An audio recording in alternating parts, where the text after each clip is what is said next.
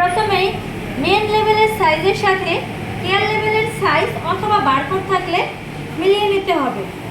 এরপর neck area inside outside check করে নিতে হবে।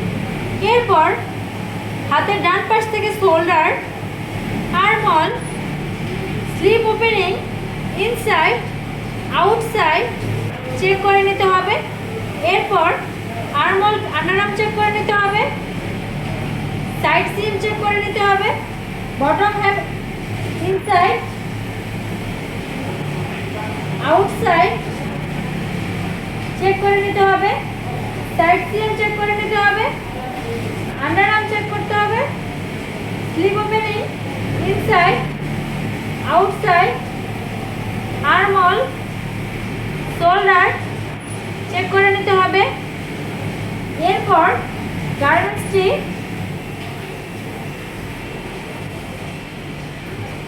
আউটসাইড করে নিতে হবে। গার্মেন্টসটি আউটসাইড করার পর অল টপ স্টিচ চেক করে নিতে হবে। এরপর প্রিন্ট, এমব্রয়ডারি, অয়েল অথবা ডার্টি স্পট চেক করে নিতে হবে। এরপর গার্মেন্টসটির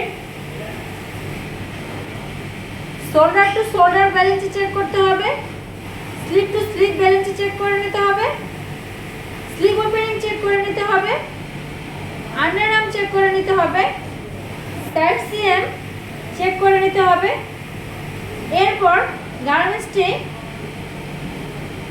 3C+ লাগিয়ে ওকে করে নিতে হবে।